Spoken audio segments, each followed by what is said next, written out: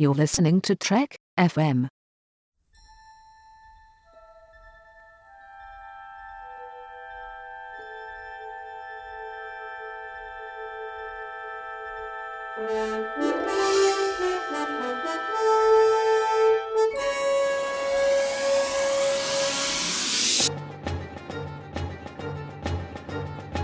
Welcome to the Mirror Universe edition of From There to Here, where all the evil people with goatees talk about their favorite episodes of Star Trek, which is all 729 of them, because there's no bad episodes of Star Trek, right, Zach? That's correct, because we are in the Mirror Universe. That's why there's no bad episodes of Star Trek. In our Mirror Universe, there's no bad episodes of Star Trek. And then we talk about them for you over your morning rack to Gino. And and it's a lot of fun, and it's great. And those nasty Terrans, let's just kill them all. Zach, you're looking way more pregnant than the last time I saw you. What episode is that referencing? The other one that we're talking about today, the Muse. When Loaxana's pregnant. All right. There's so many pregnancies going on right now. There's Ensign Wildman is pregnant or just had her baby. Keiko's pregnant. Loxana's pregnant. So forgive me, I was a little confused about which baby you're talking about. Sorry. Well, you're absolutely glowing. Oh well, thank you. Moving on. Anyways, we're talking about Shattered Mirror and the Muse today. And in Shattered Mirror, Jennifer Sisko from the Mirror Universe comes over to have a visit with Benjamin Sisko, I guess, but her secret plan is to abduct Jake Sisko, who never existed in the Mirror Universe, so that Benjamin Sisko would come over and help them figure out their new version of the Mirror Universe, Defiant. Well, when you put it that way, it sounds like Jennifer's a bad person, Brandon. She's terrible. So what did you think of this version of Jennifer Sisko? She's very much like the other version that we kind of know from the Wraith, the Prophet. Yes, there's a difference. Yes, there's a little bit of a difference. Sisko, he's like, you're nothing like my wife. And it's like, well, we actually have seen this Jennifer more than the original Jennifer, so we have no point of reference. So this is both of these actually are very very strong Jake episodes, which is cool because Jake Sisko is a character who over the course of Deep Space Nine just kind of diminished in importance, and that happens. He stayed in the main credits even though he didn't appear in many episodes. But these are a couple good Jake episodes here because here, just imagine this. Imagine like if you lost a parent at a young age and then 10 years later, like, there they are, right? Hi, Mom. That's got to really mess with your head, and you can tell that it is, and the episode really kind of, it handles that pretty well, I think, because Jake, he just gets whole enamored with this whole idea that, this is my mom, she's the age she should be, she talks and sounds and listens, and here she is with my dad, and it's like he had his family, and then it was taken away from him, and then it was like put back together for him, and then it just makes it even more tragic when it falls apart again, so... and not that it's the same or whatever, but I, as a child of divorce, right, I can relate to that. Where it's like, oh, hey, my parents are being friends again, huh? What's going on? But then no, it's not going to happen, right? So it's just like you can kind of. That's a great thing about Star Trek. You can bring what you bring to it and apply it to that situation. So it's a good play here, recognizing the fact that an alternate Jennifer Sisko, if Jake were to find out about her and meet her, it would really mess with his head. So that's a good call. Yeah, I agree with you 100%. I was talking about this with Aaron Harvey on the last episode, Through the Looking Glass. I think it was with Aaron Harvey, and he was like, I don't know, they're different people. And I'm like, if you met the mirror person of your dead wife, like, that would mess you up. Like, you would not, that's your wife who's dead, and this is your dead mom. Like, that would mess you up, and you wouldn't be able to process that properly. Only in Star Trek could people process this properly and function normally, right? Right. But, it's weird, and I totally buy that he would have trouble with it. So, it's a lot of fun. I mean, I just actually aired just this week was the episode of the Ready Room, and we just talked about crossover, which was great because I love crossover, and that's my favorite mirror episode from Deep Space Nine. But just the way that everything flowed with Deep Space Nine and the way that it worked, like when they set up crossover and it was a treaty between the Klingons and the Cardassians, they didn't know that they would be bringing the Cardassians in season 4 or Worf. So the fact that Worf came in Well, that's so interesting because Worf was supposed to be in that episode. He was supposed to, like, Michael Dorn was going to be in Crossover. He was going to play the Garrick role, but he wasn't available, so they moved up Garrick to that spot, and then the Klingon captain who was in the chase, they moved him into Garrick's spot, and they just went with it. So it's interesting that, like, 2 years later, Worf is now a main cast member, and they brought him back and they used him in the Mirror Universe. So it's funny how those things work out, and it just fits in so perfectly for him to play that role of the Regent, because the Klingon the Klingon Cardassian alliance. He's got Garrick on the leash, Yeah, it works out good. I don't know, like it's just the way that it worked out, just brilliant, you know. So I have fun with the Mirror Universe episodes. I've said you have to have a suspension of disbelief when you watch them, because I understand with the amount of people that die in these, yes, you would never actually have these people this far along, because with people dying and whatnot, you couldn't have the proper people to make the children, which would be these people later on. Well, it all depends right? on where the divergent point is, I guess. So that's not really been clear if the Mirror Universe was always divergent or not. I know an Enterprise kind of implies that it's always been that way.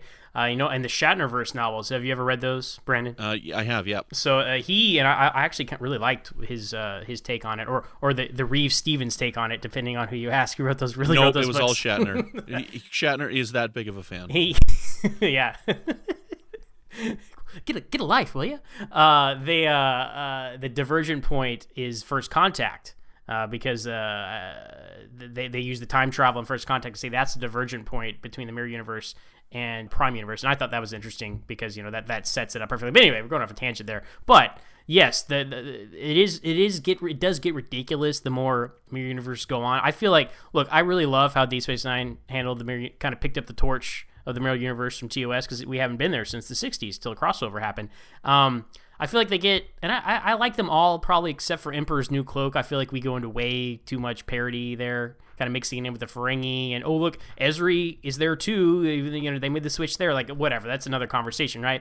But I liked crossover, and I feel like, okay, Through Looking Glass was good. You're starting to stretch it. Okay, Shattered Mirror. Okay, maybe you just should have ended it here. I don't think we needed to keep going.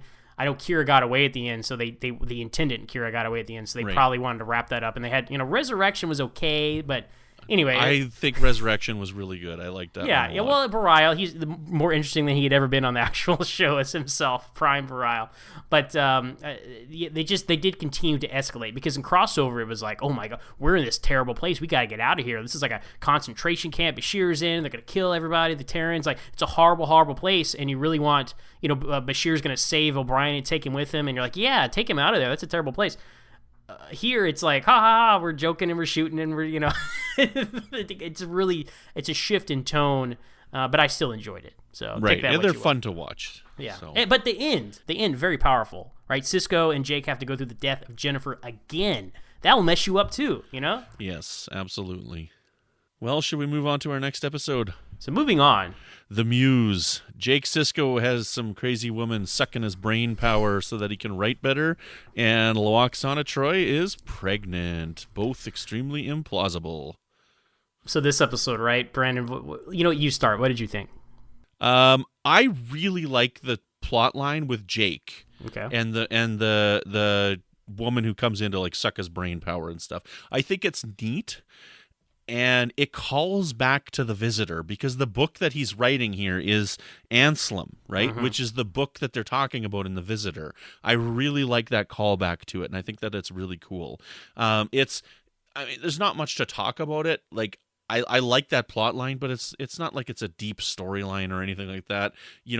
There's more to talk about with the Lwaxana plot line, with the fake marriage with Odo and how she's pregnant, and Michael Ansara as Kang himself. The husband, right? So there's a lot more to talk about with that one. But I like it's the A plot, but it's kind of the B plot. Yeah, it's named after the Muse. It's named after the A plot, but it's right. They really. That one really does feel like the B plot with Jake. And, like I was just saying, another Jake episode, 2 in a row almost. I mean, I know Shattered Mirror wasn't a Jake episode, but he played a large factor in it. Meg Foster plays the Muse. She's Masters of the Universe. Yeah, it's Masters of the Universe and They Live. So big 80s star. So cool to see her in Star Trek. It's not much to say. The resolution is kind of anticlimactic. Sisko's like, get away from my son. She's like, okay. and then she just fades into energy and like warps away from the station. It was kind of an anticlimax, you know. Yeah, there's not much to say. I like it. It's fun, but whatever. It's take it or leave it. The Odo stuff is good. You know, Odo really does care for Loxana. He doesn't really, you know, he's not in love with her, but he does care about her, and he really pulls out all the emotional stops there at the end when he has to pretty much convince everyone, because that's part of it. You know, Loxana wants to get out of this marriage because she's pregnant, and the Kang wants to take the baby and raise him by men, because that's an interesting societal concept, right? Because this species, I forget their name, but the species that not Kang is from, Michael Ansara, they raise their children only around their own sex. So like boys are raised only around boys and don't even find out that girls exist until they're like teenagers or something. Now that would mess with your head, right? Yeah. Talking about causing some identity problems, right, Brandon? So like, do you think that they would have like single child? Because if they're raising the kids all by themselves and stuff, like, would they ever get back together and have sex while they're raising the kids? That's true. Like, where is Loxana supposed to go? Like, she just sits there and like drinks tea or something. Yeah, interesting. So, so when you like, start she doesn't see her husband anymore. Like, that just seems like a weird society. I don't know. When you start to peel back the layers of some of these high concept sci-fi cultures with Star Trek, it kind of falls apart. But anyway, you know, she wants to get out of this marriage, and Odo has to convince everyone in their traditional ceremony that he really does love her, and he really pulls it off, because you can tell that he really does get attached to her. They have an understanding, the two of them, and you know, Deep Space Nine handles Loxana better than almost any episode of Next Generation does. So Forsaken, Forsaken was great. Fascination was, you know, played for laughs, but you know, still pretty good. And this was a great, you know, actual. Whenever, you know, Majel Barrett's a good actress, and so when they give her actual emotional content, she does a good job with it. You know, everybody thinks of Loxana as this goofy comedic character, but you know, when they need her to be serious, she really pulls it off, like in Cost of Living as well. And good stuff. Good stuff. This is the last Loxana episode. So, I mean, I think that's kind of neat that we don't get her again after this. This is the last one. So, one callback that I thought that was a really awesome touch in this is when Loxana falls asleep in Odo's lap, because in the Forsaken, when they're stuck in that turbo lift, you know, Odo's falling apart, he's dripping into goo and whatnot, and he has to fall asleep in Loxana's lap. So it's just kind of neat that we get this reverse of it, and then he turns his arm into a blanket and whatnot, but she falls asleep in his lap this time. So yeah, that was cool. And then he turned into the bed and sheets and stuff. That was cute. But yeah, that's a good bookends to their little subplot over Deep Space Nine. It was believable too. You know, you have a lot of you see a lot of shows where it's like somebody's parent shows up and like likes one of the main characters, and it's all goofy. But I really did buy the fact that they had a true connection, Odo and Loxana. So good stuff with them. Good stuff. Yeah, right on. Well, where can people find you on the network? Well, you can find me here every week talking about the original series on Standard Orbit, Trek FM's original series podcast. You can find me personally on Twitter at MoronZach. That's MooreOnZach. And I'm also the host of my own podcast called Always Hold On to Smallville, where we talk about each and every episode of that young Superman TV show. We're on Twitter at Always Smallville with one S. And you can find me here on the network with new episodes of Melodic Treks, which is all about the music of Star Trek. And every once in a while, you can find me poking my head up in the Babel Conference, but you can also find me on Twitter at Brandon-Mutala. And join us again as we finish up our block tomorrow with a Voyager episode and a Deep Space Nine episode, The Thaw and For the Cause.